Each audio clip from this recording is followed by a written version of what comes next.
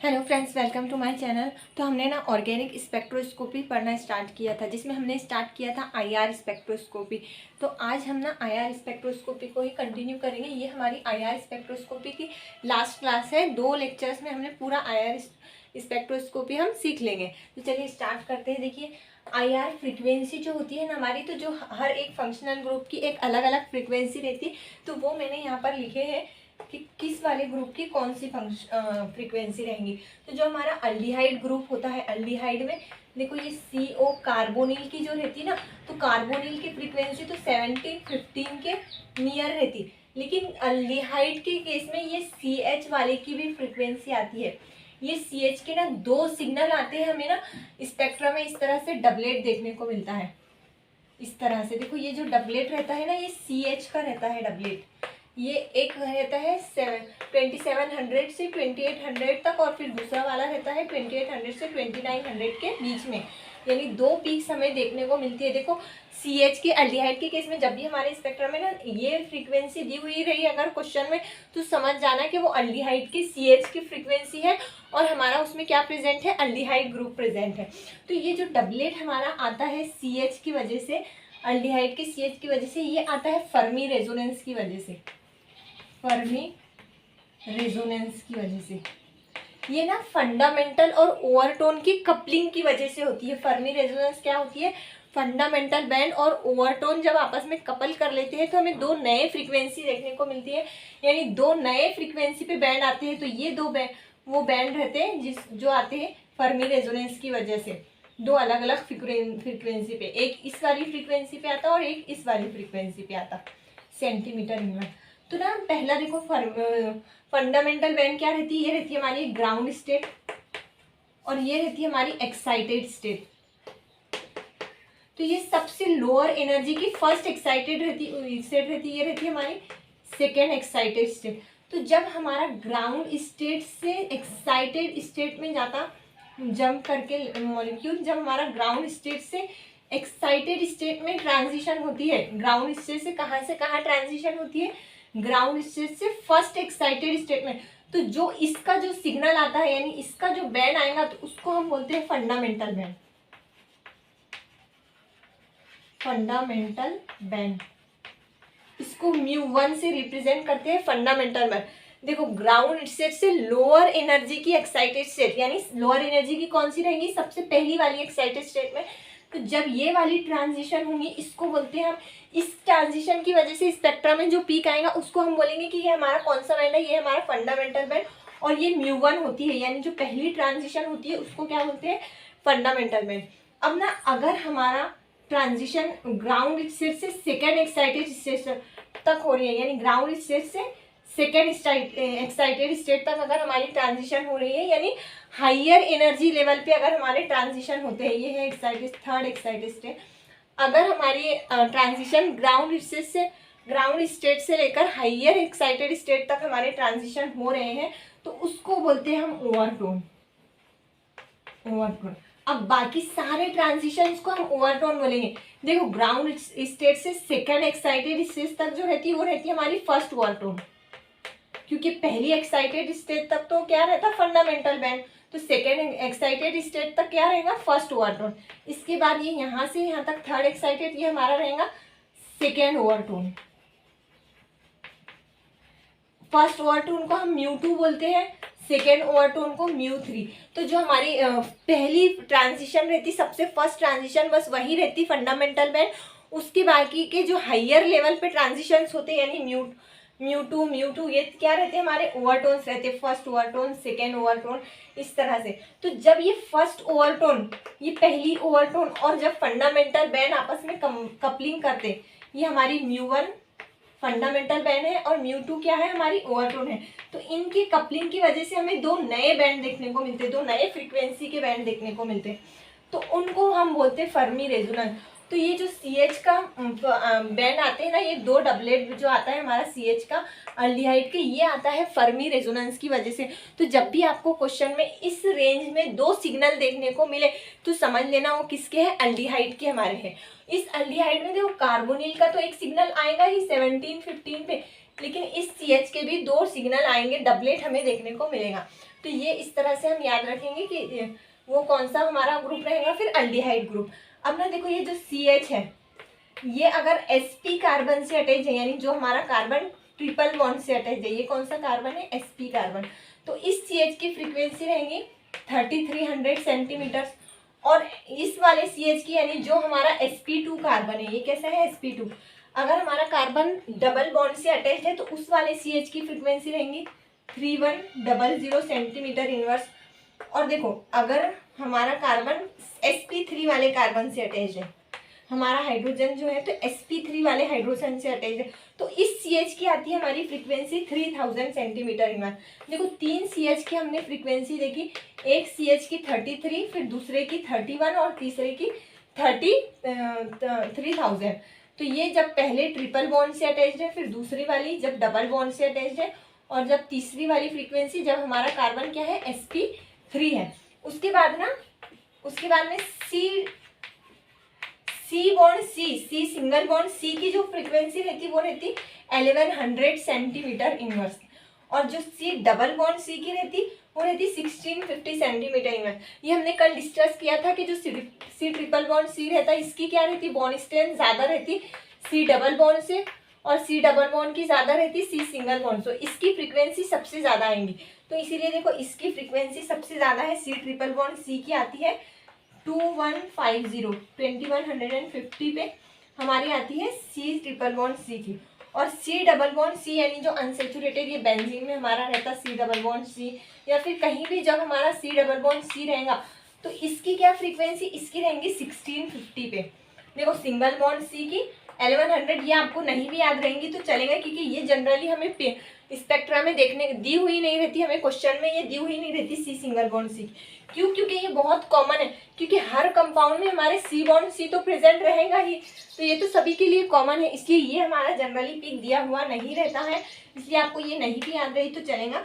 ये देखो C double bond C की रहती 1650, और सबसे इम्पोर्टेंट है ये दोनों, ये सी ट्रिपल बॉन्ड सी, ये आपको मस्ट याद करना ही है।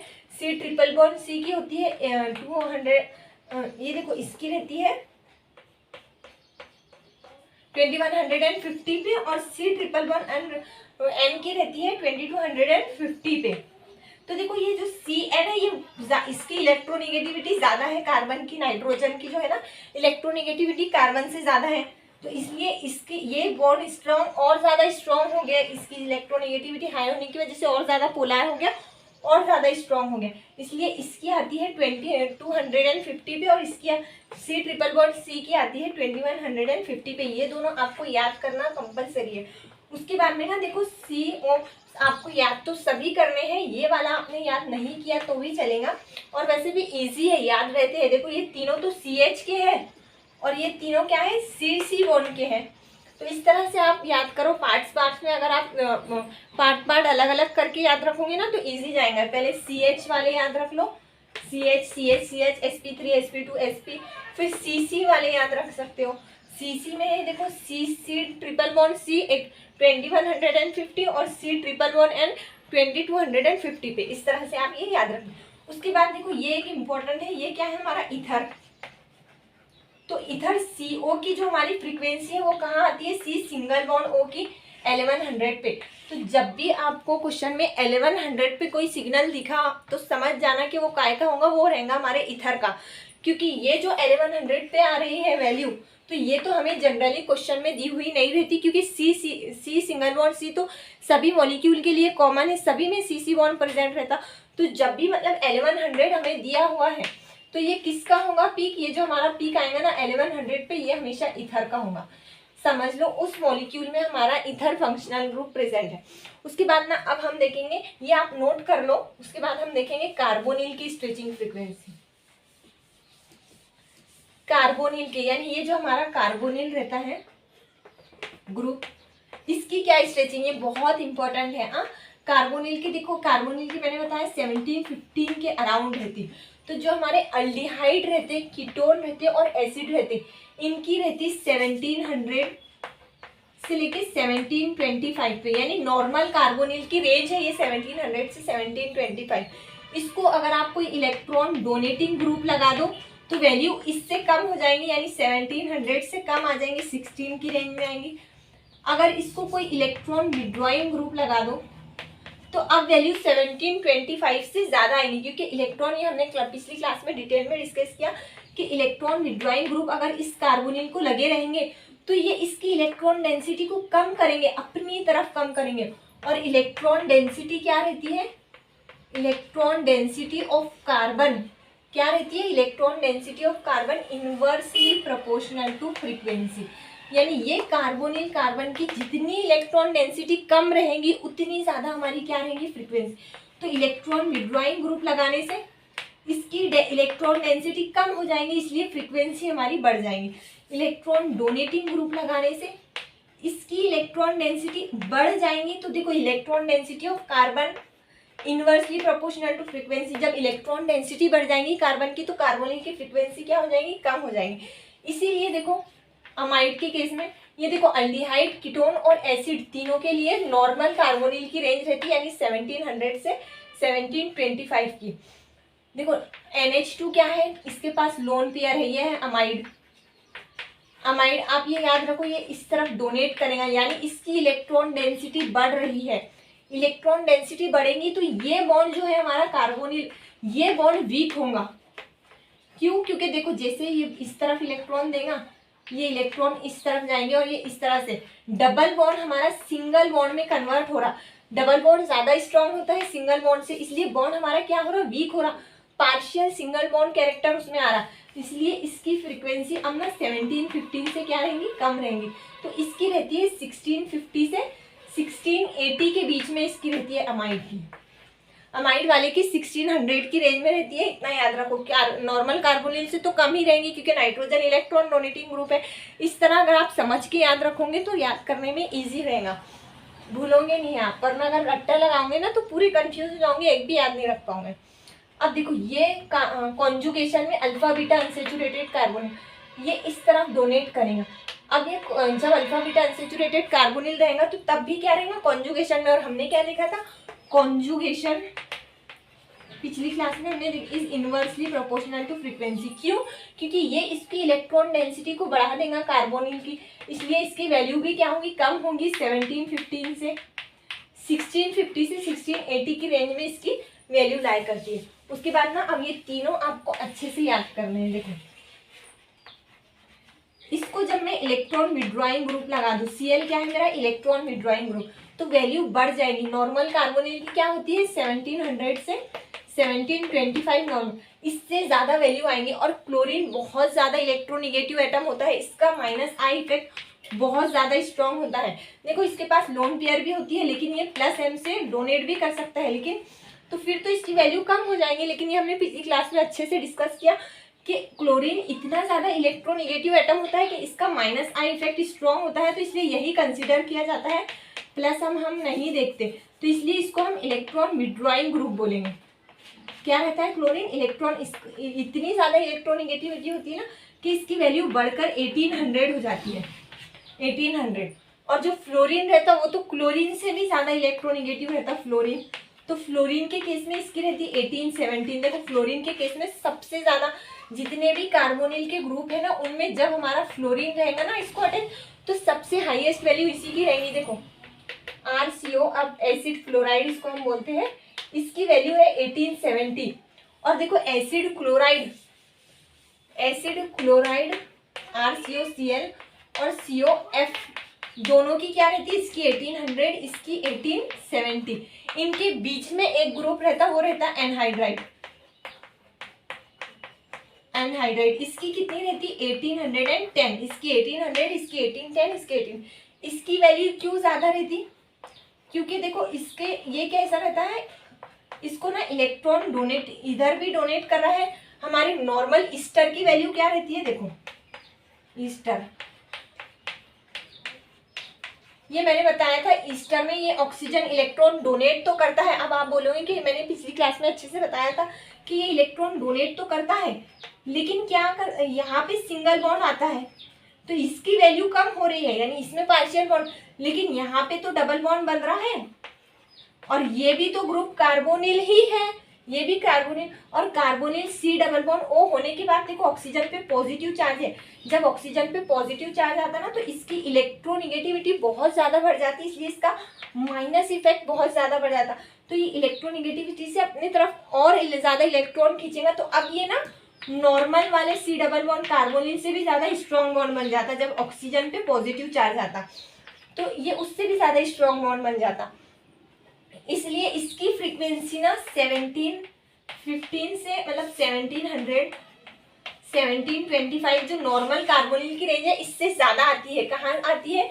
ईस्टर की वैल्यू कहाँ आती है? देखो ईस्टर की वैल्यू आती है C double bond O R। Easter की वैल्यू आती है हमारी 1735 से 1770। ये आपको ना बहुत पक्के लर्न करने हैं एकदम, क्योंकि आप बहुत कंफ्यूज होंगे। 2-4 वैल्यू है, मतलब देखो आप सिर्फ क्लोराइड, फ्लोराइड, हाइड्राइड और ये 3-4 CH वाले थे, CH वाले कुछ फ्रीक्वेंसी थे, और ये अमाइड, और ये तो आपको वैसे भी याद रहेंगे ही क्योंकि ये सब इलेक्ट्रॉन डोनेटिंग ग्रुप है, तो 1750 से वैल्यू कम ही रहने वाली है। तो ये 3-4 जो ग्रुप है इनके आपको वैल्यू पक्के लर्न करनी है, कंफ्यूज नहीं होने का कि क्योंकि देखो इन तीनों में ना कंफ्यूजन हो सकती है कि किसकी ज़्यादा रहेंगी। तो एनहाइड्राइड की एसिड क्लोराइड से ज़्यादा रहती है और फ्लोराइड से कम रहती। क्यों? देखो अभी ईस्टर की कहाँ रहती? ईस्टर का ये एक और मेंशन करो, ईस्टर की रहती 1735 से 1770। अब ना जो एनहाइड्राइड रहता C double bond O bond CO, इसकी रहती 1810। क्यों? क्योंकि देखो ये ईस्टर की तरफ कॉन्जुगेशन में अपनी बॉन्ड दे रहा है, तो ये सपोज 100% इसको दे रहा है, यानी इलेक्ट्रॉन डेंसिटी इसकी बढ़ रही है। तो ये तो देखो ये 50% इधर भी दे सकता है और इधर भी दे सकता है, 50% इधर देगा और 50% इधर देगा, यानी इसकी इलेक्ट्रॉन डेंसिटी क्या है? इतनी ज़्यादा नहीं बढ़ रही है। इलेक्ट्रॉन डेंसिटी इसकी इतनी ज़्यादा नहीं बढ़ी, ये तो पूरे 100%, क्योंकि इधर साइड तो कॉन्जुगेशन है ही नहीं, सिर्फ इधर ही देगा, इसलिए ईस्टर की वैल्यू कम रहती है और एनहाइड्राइड की वैल्यू ज़्यादा रहती है। क्यों? क्योंकि ये इधर भी कॉन्जुगेशन में दे सकता है और इधर भी, तो 50% इधर देगा और 50% इधर, यानी इस वाले कार्बोनिल के कार्बन की इलेक्ट्रॉन डेंसिटी ज़्यादा नहीं बढ़ रही, इसलिए एनहाइड्राइड की वैल्यू ज़्यादा रहती है। और कितनी ज़्यादा रहती? एसिड क्लोराइड और एसिड फ्लोराइड के बीच में रहती वैल्यू, याद रहेगा ना, इजी है ना। क्लोराइड और फ्लोराइड के बीच में हमारा क्या रहता? अनहाइड्राइड प्रेजेंट रहता। तो इस तरह से वैल्यू लर्न करेंगे। उसके बाद मैंने पिछली क्लास में आपको बताया था नाइट्रो ग्रुप। जब भी हमारे एटम के पास दो सेम एटम रहते हैं तो उसके क्या पीक आते हैं? 2 पीक आते हैं, एक आता है 1350 पे, एक आता है 1550 पे। नाइट्रो के 2 पीक्स आएंगे, हमें इस तरह से डबलेट हमें देखने को मिलेगा स्पेक्ट्रा में। जब भी आपको 2 पीक इस वाली रेंज में देखने को मिले, समझ जाना हमारा कौन सा ग्रुप प्रेजेंट है, नाइट्रो ग्रुप प्रेजेंट। तो ये थे सारे फंक्शनल ग्रुप। अब ना हम OH और NH की देखेंगे। एक OH भी तो फंक्शनल ग्रुप है, वो रह गया है ना, तब हम उसकी स्ट्रेचिंग फ्रीक्वेंसी देखेंगे। OH की स्ट्रेचिंग फ्रीक्वेंसी और NH की। अब ना देखो OH अल्कोहल जो हमारा ग्रुप होता है बॉन्ड OH, अगर हमारा फ्री OH है, फ्री OH, तो इसकी रहती है 3600 और इसका ना ऐसा ब्रॉड पीक आता है। सॉरी मैंने उल्टा किया, IR स्पेक्ट्रम में ऐसा उल्टा ड्रॉ करते हैं इस तरह, और NH का ना ऐसा शार्प पीक आता है। इसका ब्रॉड पीक क्यों आता है? क्योंकि देखो ये हमारे अल्कोहल रहता है ना,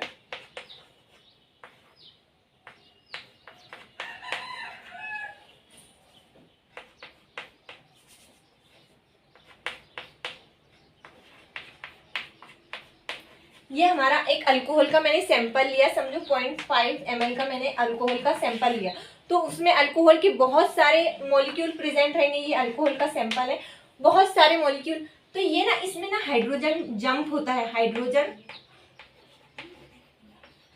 जंप। ये देखो इसका हाइड्रोजन जंप करके ना इसके पास जाता है, ये हाइड्रोजन जंप करके इसके पास में, और ये हाइड्रोजन जंप ना बहुत फास्ट होती है, क्योंकि OH का H जो रहता है ना ज़्यादा एसिडिक रहता है एज कम्पेयर टू NH।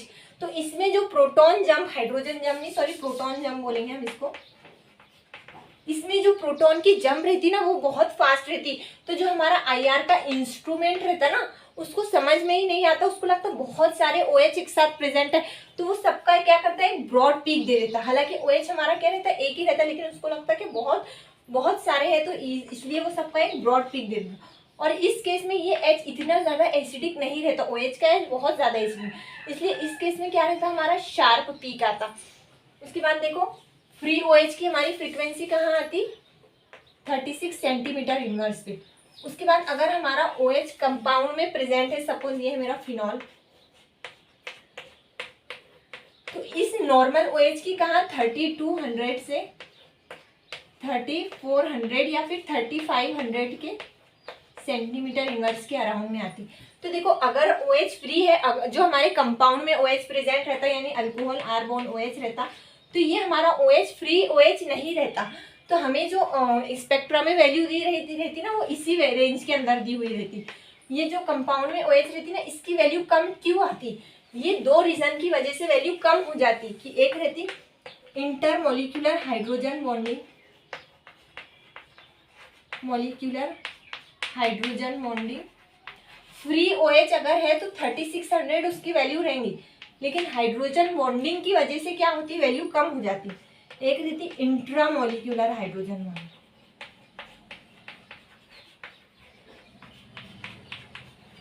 क्या रहती है हाइड्रोजन बॉन्डिंग, अब देखो, अब ना OH का मैंने फिनॉल का मैंने सैंपल लिया टेस्ट ट्यूब में, बहुत 0.5 ml का मैंने सैंपल लिया, तो इसमें बहुत सारे फिनॉल के मॉलिक्यूल रहेंगे, और जब भी हमारा हाइड्रोजन दो इलेक्ट्रोनिगेटिव एटम के बीच में आएगा तो तब क्या होती है, हाइड्रोजन बॉन्डिंग। तो इसलिए ये ना हाइड्रोजन हाइड्रोजन बॉन्डिंग में इन्वॉल्व हो जाता है। इस तरह से यहाँ पे क्या होंगी, हाइड्रोजन बॉन्डिंग होगी। ये यहाँ पे इन सारे इसमें हाइड्रोजन बॉन्डिंग, और हाइड्रोजन बॉन्डिंग की वजह से क्या होगा, ये OH बॉन्ड वीक हो जाएगा, इसकी बॉन्ड लेंथ इंक्रीज। देखो अभी ये OH है ना, ये इस तरफ जाएगा तो ये बॉन्ड लेंथ इंक्रीज करेंगे, इस तरफ भी जाएगा तो ये OH बॉन्ड क्या होगा, हमारा वीक होगा। तो वीक होने की वजह से क्या होती है, फिर फ्रीक्वेंसी इसकी कम हो जाती है। फ्री OH की 36 आती है, और वैसे OH की हाइड्रोजन बॉन्डिंग की वजह से क्या आती है, 32 से 3500 सेंटीमीटर इनवर्स। इस वाले OH की क्यों, हाइड्रोजन बॉन्डिंग की वजह से हमारे OH की फ्रीक्वेंसी कम। तो अब ना जो इंट्रामोलिक्यूलर हाइड्रोजन बॉन्डिंग रहती, ये ज़्यादा स्ट्रॉन्ग रहती, इसलिए इसकी वजह से वैल्यू और ज़्यादा कम हो जाएगी। जितनी ज़्यादा हाइड्रोजन बॉन्डिंग स्ट्रॉन्ग रहेंगी, उतना ज़्यादा बॉन्ड वीक होगा हमारा, और फिर उतनी ज़्यादा वैल्यू कम होगी। तो देखो इंट्रामोलिक्यूलर हाइड्रोजन बॉन्डिंग की वजह से वैल्यू और कम हो जाती, इसलिए ये आती 3200 से 3300 के।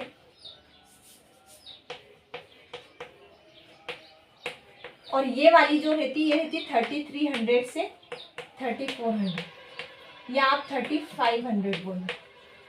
इसको आप मार्क करके रखो, इम्पोर्टेंट नोट करके रखो कि जो हमारी intramolecular hydrogen bonding, intramolecular hydrogen bonding का एग्जांपल देखो, ये एक हमारा फिनॉल है,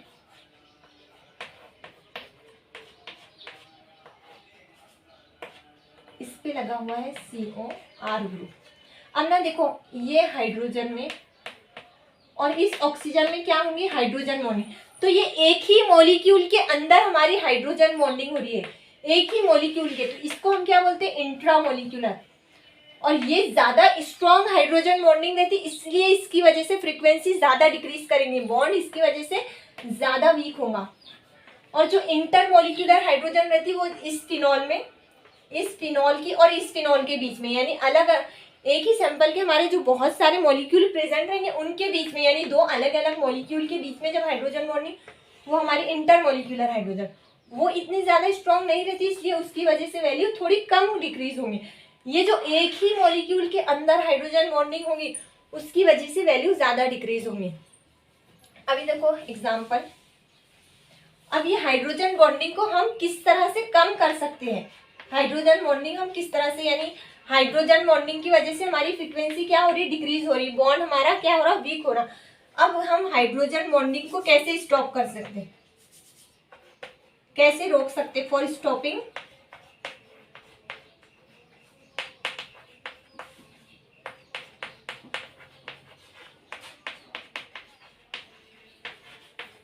फॉर स्टॉपिंग हाइड्रोजन बॉन्डिंग। यानी अगर हमको इस हाइड्रोजन बॉन्डिंग को होने से रोकना है तो हम क्या कर सकते हैं, हम देखो क्या करेंगे, मॉलिक्यूल बहुत ज्यादा बल्कि ले सकते,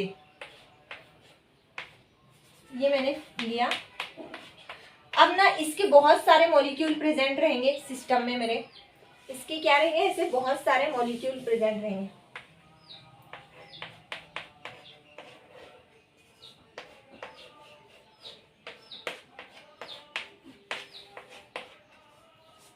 अब ना देखो ये OH और OH के बीच में ये हाइड्रोजन और इस ऑक्सीजन के बीच में हाइड्रोजन बॉन्डिंग होने से पहले, ये हाइड्रोजन इसके पास जाने से पहले ना ये इतने बल्कि ग्रुप लगे हुए हैं CH3, ये इस तरह से है,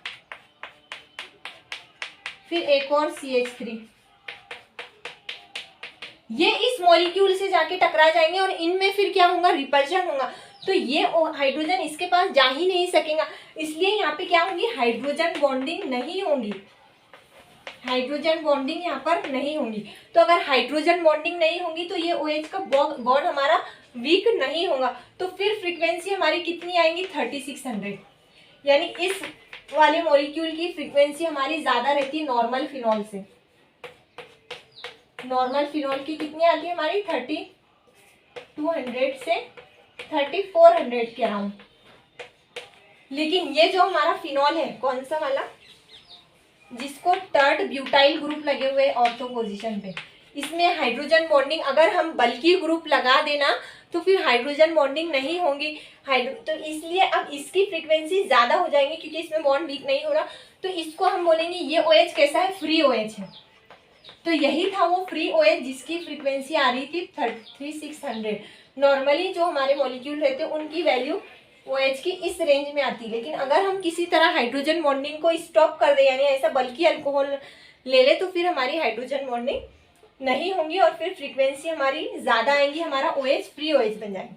अब ना देखो डाइल्यूशन हम अगर करें, effect of dilution on OH frequency, effect of dilution on, important है यहाँ ध्यान से समझना, effect of dilution on hydrogen bonding.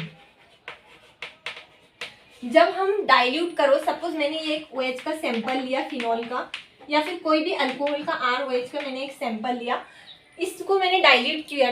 Dilute करने का मतलब क्या होता है, सॉल्वेंट इंक्रीज कर रहे हैं हम, सॉल्वेंट मैंने इंक्रीज कर दिया, ये इतना बढ़ गया। अब सैंपल तो मेरा OH का इतना ही है, लेकिन बाकी इसमें क्या है, सॉल्वेंट है। तो सॉल्वेंट बढ़ जाने से क्या होगा, जो हमारे ROH के मॉलिक्यूल है, बहुत सारे मॉलिक्यूल हैं, वो दूर दूर चले जाएंगे, तो इनमें फिर अब हाइड्रोजन बॉन्डिंग नहीं होंगी, हाइड्रोजन बॉन्डिंग नहीं होंगी। तो डाइल्यूशन की वजह से हम इंटरमॉलिक्यूलर हाइड्रोजन बॉन्डिंग कम कर सकते हैं, इंटरमॉलिक्यूलर हाइड्रोजन बॉन्डिंग डिक्रीज।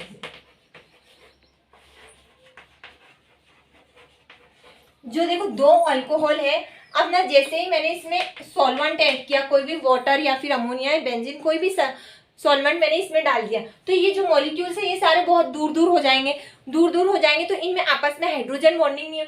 तो इसलिए हम डाइल्यूशन करके इंटरमॉलिक्यूलर हाइड्रोजन बॉन्डिंग कम कर सकते हैं। तो इंटरमॉलिक्यूलर हाइड्रोजन बॉन्डिंग कम हो जाएंगी डाइल्यूशन से, तो फ्रीक्वेंसी हमारी क्या हो जाएंगी, बढ़ जाएंगी। लेकिन इंट्रामॉलिक्यूलर हाइड्रोजन बॉन्डिंग पे, इंट्रामॉलिक्यूलर हाइड्रोजन बॉन्डिंग पे डाइल्यूशन का कोई इफेक्ट नहीं होगा। क्यों? क्योंकि देखो आप ना, ये एक मॉलिक्यूल है मेरा, इसमें जो हाइड्रोजन बॉन्डिंग हो रही है, आप मॉलिक्यूल दूर दूर कर सकते हो। अगर अलग अलग मॉलिक्यूल है तो डाइल्यूशन से दूर दूर हो जाएंगे, लेकिन ये तो मॉलिक्यूल एक ही है, तो ये तो साथ में ही रहेंगे, इसलिए आप इंट्रामॉलिक्यूलर हाइड्रोजन बॉन्डिंग को कम नहीं कर सकते डाइल्यूशन से। तो जो डाइल्यूशन का इफेक्ट है सिर्फ इंटरमॉलिक्यूलर हाइड्रोजन बॉन्डिंग पे होगा। डाइल्यूशन करने से इंटरमॉलिक्यूलर हाइड्रोजन बॉन्डिंग कम हो जाएंगी और फिर फ्रीक्वेंसी बढ़ जाएंगी। और इंट्रामोलिकुलर हाइड्रोजन बॉन्डिंग पे कोई चेंज नहीं आएगा, उतने उसकी फ्रीक्वेंसी उतनी ही रहेगी। तो ये था इफेक्ट ऑफ डाइल्यूशन। अब ना हम कुछ एग्जांपल्स कार्बोनिल के डिस्कस करेंगे कि फ्रीक्वेंसी किस तरह से चेंज होती है कार्बोनिल में। जो एग्जाम में क्वेश्चन किस तरह से आते हैं वो देखेंगे हम। अभी देखो एक ये है मॉलिक्यूल बेंजाल्डिहाइड,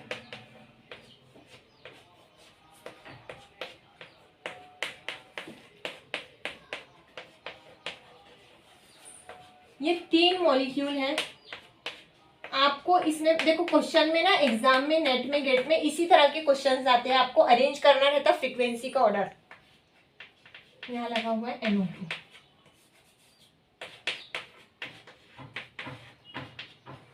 अब ना देखो इस पे ना OMe ग्रुप है, ये क्या शो करता है, OMe group plus M effect, lone pair से इलेक्ट्रॉन डोनेट करता है। कार्बन की इलेक्ट्रॉन डेंसिटी इंक्रीज कर रहा है, इलेक्ट्रॉन की डेंसिटी क्या कर रहा है, इस कार्बन की इंक्रीज कर रहा है। इसमें कोई ग्रुप नहीं है CHO, लेकिन कॉन्जुगेशन तो है, तो इसकी सिर्फ कॉन्जुगेशन की वजह से वैल्यू डिक्रीज होंगी, यानी 1650 से 1680 के बीच में इसकी वैल्यू आएंगी कॉन्जुगेशन में, क्योंकि ये हमारा प्रेजेंट है। उसके बाद में देखो इस पे इलेक्ट्रॉन डोनेटिंग ग्रुप भी लगा हुआ है, कॉन्जुगेशन तो है ही, साथ में इलेक्ट्रॉन डोनेटिंग ग्रुप भी है, तो इसकी वैल्यू तो और ज़्यादा कम हो जाएंगी। और इसमें देखो नाइट्रो ग्रुप लगा हुआ है, तो ये -M शो करता है, नाइट्रो क्या करता है -I और -M इफेक्ट शो करता है, तो ये -M से इलेक्ट्रॉन अपने तरफ विड्रॉ करेगा, ये इस तरफ, तो यानी यहाँ पे इलेक्ट्रॉन पॉजिटिव चार्ज आ रहा है। तो अब देखो ये इसकी पॉजिटिव चार्ज यहाँ आएगा, तो ये इस तरफ इलेक्ट्रॉन इससे कार्बन से विड्रॉ करेंगे, यानी इसकी इलेक्ट्रॉन डेंसिटी को क्या कर रहा है, डिक्रीज कर रहा है, यानी ये CO बॉन्ड और ज़्यादा स्ट्रॉन्ग होगा। इसलिए सबसे ज़्यादा फ्रीक्वेंसी तो हमारी C वाले की आएंगी, ABC IR फ्रीक्वेंसी हमारी क्या आएंगी, C वाले की सबसे ज़्यादा रहेंगी, फिर उसके बाद A वाले की और फिर B वाले की, क्योंकि ये तो +M से डोनेट कर रहा है, इससे भी कम इसकी आएंगी, क्योंकि इसमें सबसे ज़्यादा कार्बन की इलेक्ट्रॉन डेंसिटी। उसके बाद देखो नेक्स्ट एग्जांपल है,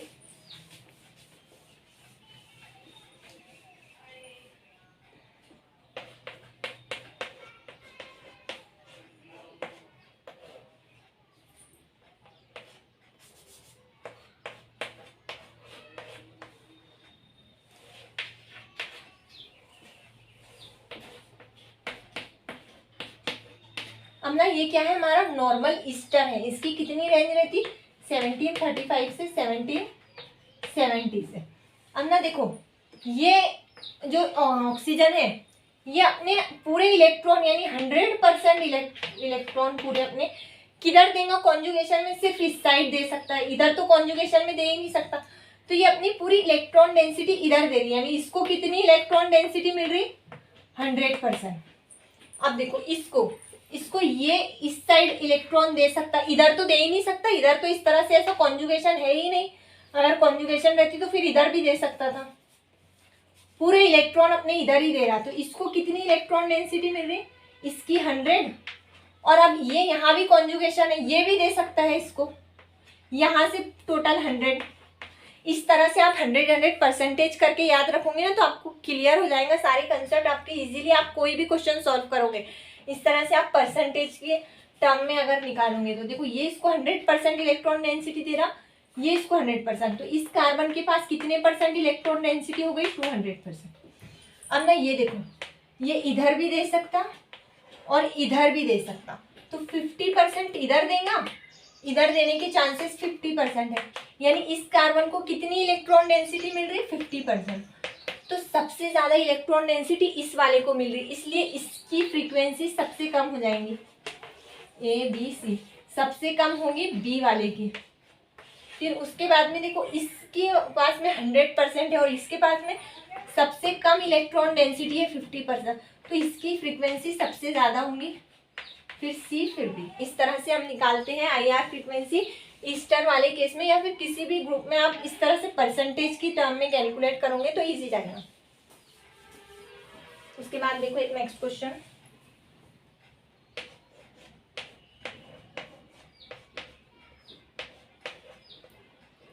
ये क्वेश्चंस ना नेट में गेट में पूछे हुए हैं, इस तरह के क्वेश्चन।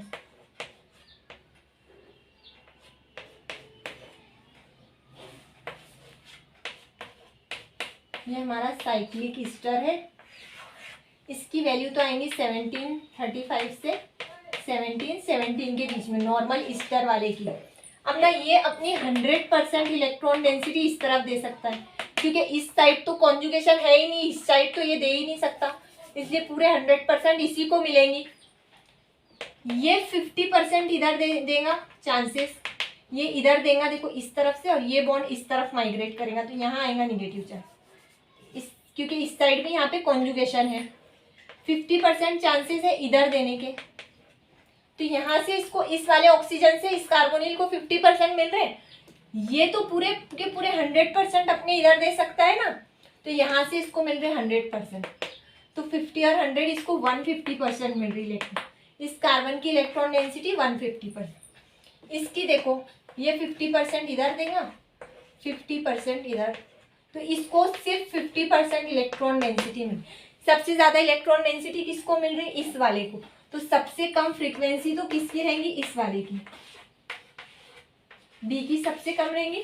सबसे कम इलेक्ट्रॉन डेंसिटी इस कार्बोनिल की, ओनली 50% इलेक्ट्रॉन डेंसिटी इसके पास है, तो इसकी फ्रीक्वेंसी सबसे ज़्यादा रहेंगी। ए सी डी, ये हो जाएगा हमारा फ्रीक्वेंसी का ऑर्डर। इसके बाद देखो एक नेक्स्ट एग्जांपल,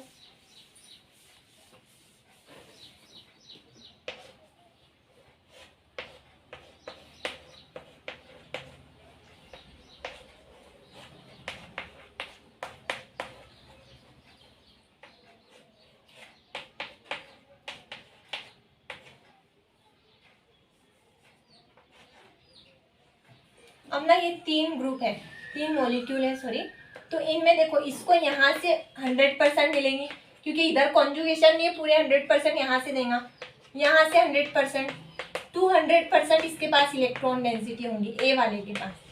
बी वाले के पास कितनी होंगी? इसके पास से इधर से तो कोई ग्रुप है ही नहीं देने के लिए, सिर्फ यही अपने पूरे 100% देगा। बी वाले के कितने मिलेंगे? 100%। इसको देखो ये इधर भी दे सकता है, इधर भी, इधर तो कोई ग्रुप लगा ही नहीं, इधर से तो इसको मिलेंगे ही नहीं, इधर से ही मिलेंगे। कितनी? 50%, क्योंकि 50 तो ये इधर दे देगा। तो सबसे कम इलेक्ट्रॉन डेंसिटी सी की को मिल रही है, इसलिए इसकी फ्रीक्वेंसी सबसे ज़्यादा, फिर बी और ए की इलेक्ट्रॉन डेंसिटी सबसे ज़्यादा है कार्बन की, इसलिए सबसे कम फ्रीक्वेंसी इसकी हो जाएगी। इसके बाद देखो एक नेक्स्ट, ये भी एक इम्पोर्टेंट कंसेप्ट है अपना, ये वाला क्वेश्चन देखो।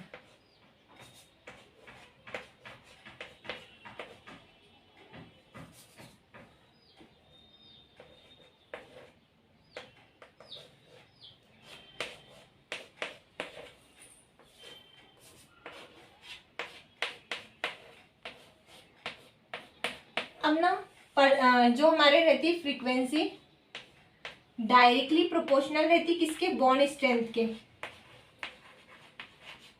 बॉन्ड स्ट्रेंथ के। जितना ज़्यादा हमारा बॉन्ड स्ट्रॉन्ग रहेगा उतनी ज़्यादा फ्रीक्वेंसी रहेगी, और बॉन्ड स्ट्रेंथ डायरेक्टली प्रोपोर्शनल रहती परसेंटेज ऑफ एस कैरेक्टर की, और एस कैरेक्टर डायरेक्टली प्रोपोर्शनल रहता बॉन्ड एंगल के। जितना ज़्यादा स्ट्रॉन्ग बॉन्ड स्ट्रेंथ रहेंगी उतना ज़्यादा क्या रहेगा? परसेंटेज ऑफ एस कैरेक्टर, और उतना ज़्यादा क्या रहेगा? उसका बॉन्ड एंगल। तो अब इसमें देखो यहाँ पे बॉन्ड एंगल कितना रहता है हमारा? ये जो बॉन्ड एंगल है इसमें सबसे ज़्यादा है इनसाइड वाला, फिर ये बॉन्ड एंगल कम हो रहा है, और यहाँ पे सबसे कम रहता है इसमें इनसाइड वाला कितना रहता? 60। अब देखो ये टोटल कितना रहता? 360। अब जो इनसाइड वाला एंगल है हमारा ये 60 है, इनसाइड वाला रिंग के अंदर वाला एंगल सबसे कम इसमें है, और रिंग के अंदर वाला सबसे ज़्यादा एंगल इसमें है, ये रहता हमारा 120। सबसे ज़्यादा एंगल किसका है? इस वाले कार्बन, इस वाले का। तो जब इसके अंदर का एंगल इंक्रीज हो रहा है तो बाहर का क्या होगा? कम होगा। ये एंगल हमारा क्या होगा? बॉन्ड एंगल कम होगा, लेस रहेगा, यानी ये एंगल क्या रहेगा? लेस रहेगा, ये जो बॉन्ड एंगल है। क्यों? क्योंकि टोटल हमारा 360 रहता, तो जब ये एंगल 120 है तो ये अगर ज़्यादा है तो बाहर हमारा क्या रहेगा? कम रहेगा। और ये वाला देखो ये सिर्फ 60 है, ये टोटल कितना रहता है? अराउंड 360 माइनस 60, तो बाहर का ये एंगल कितना रहेगा? ये 150 और ये 150। अंदर का एंगल कम है, मतलब बाहर का एंगल क्या है? ज़्यादा है। सबसे ज़्यादा एंगल इसमें ये वाला रहेगा।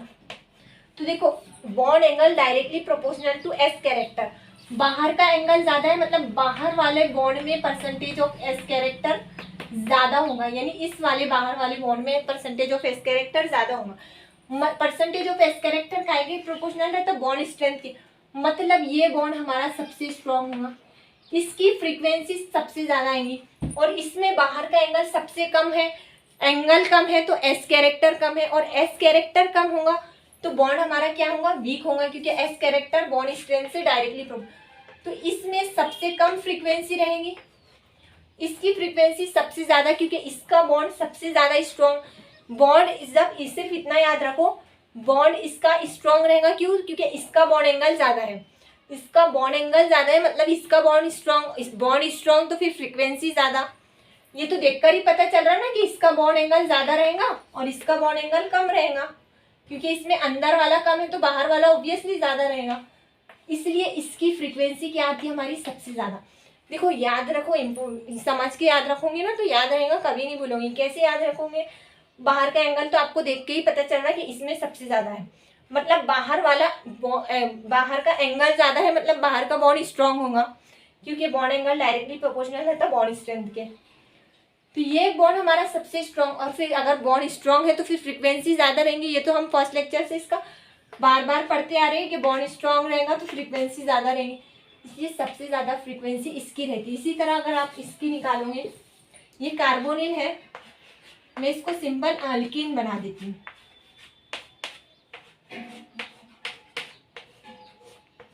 इस वाले केस में बॉन्ड एंगल किसका ज़्यादा रहेगा, इस वाला, यही वाला, इसलिए ये बॉन्ड सबसे ज़्यादा स्ट्रॉन्ग होंगे, इसलिए इस बॉन्ड की सबसे ज़्यादा फ्रीक्वेंसी रहेंगी और इसकी सबसे कम फ्रीक्वेंसी रहेगी।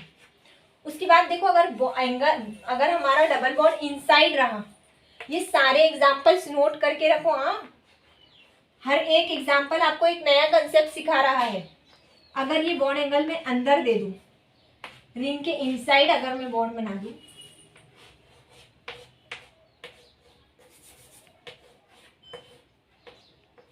अभी देखो ये रिंग के बाहर बॉन्ड था, अब ना अंदर बॉन्ड बनाए डबल, तो अब हम अंदर का एंगल देखेंगे। बाहर बॉन्ड था तो हम बाहर का एंगल देख रहे थे, बाहर वाला ज़्यादा है तो फिर बाहर का बॉन्ड स्ट्रॉन्ग, अंदर बॉन्ड है, रिंग के अंदर बॉन्ड है, तो फिर अब अंदर का बॉन्ड एंगल जिसका ज़्यादा रहेगा उसकी फ्रीक्वेंसी, तो अंदर का बॉन्ड एंगल तो इस वाली रिंग का सबसे ज़्यादा रहता है और अंदर का बॉन्ड इस वाली रिंग का सबसे कम, तो इसकी फ्रीक्वेंसी सबसे ज़्यादा रहेंगी, फिर इसकी। और अब ये ध्यान रखो, इन सबसे ज़्यादा इसकी रहती है। अब ऐसा क्यों होता है, क्योंकि इसमें ना ये बॉन्ड ऐसे ओवरलैप हुए रहते हैं। ये साइक्लोप्रोपेन का ना, ये साइक्लोप्रोपेन रिंग का ना सबसे अलग ही एक एग्जाम्पल रहता हर केस में। क्यों, क्योंकि यहाँ पे ना यहाँ पे वाइब्रेशन ज़्यादा होंगे। ये जो सी बॉन्ड सी से, ये सिंगल सी बॉन्ड सी से कपल करते हैं, ये जो सी डबल बॉन्ड सी के है ना, वाइब्रेशन जो आते हैं ना, ये सिंगल बॉन्ड सी के साथ में कपल कर जाते, तो इसकी वजह से ना, कपलिंग की वजह से वैल्यू बढ़ जाती, फ्रीक्वेंसी इंक्रीज हो जाती, और इन सबसे ज़्यादा फ्रीक्वेंसी इसकी आती। इतना तो आपको याद ही रहेगा वैसे ही नॉर्मली कि इसमें बॉन्ड एंगल ज़्यादा है, इसलिए इसका क्या रहेगा, इसकी फ्रीक्वेंसी ज़्यादा रहेगी, फिर इससे उससे कम। ये एक एक्सेप्शनल केस आपको अलग से याद रखना होगा कि इसकी इन सबसे ज़्यादा रहेंगी। क्यों, क्योंकि इसमें ना सी डबल बॉन्ड सी की vibration C single bond C के साथ कपल करते हैं। तो ये ना हमने पूरी आईआर स्पेक्ट्रोस्कोपी अच्छे से डिटेल में सीख ली है पूरे एग्जाम्पल के साथ। अब ना जब हम इसके कंबाइंड प्रॉब्लम सॉल्व करेंगे, जब हम सारे स्पेक्ट्रोस्कोपी सीख लेंगे, एनएमआर, मास स्पेक्ट्रोमेट्री, सारे स्पेक्ट्रोस्कोपी सीख लेंगे, तो कंबाइंड प्रॉब्लम जब हम सॉल्व करेंगे तो तब आपको इन फ्रीक्वेंसीज की जो अभी हमने आज सीखे हैं उनकी ज़रूरत पड़ेगी कि कौन सा फंक्शनल ग्रुप हमारा प्रेजेंट है। तो ये सारा था। अभी देखो एक ग्रुप रह गया NH वाली फ्रीक्वेंसी।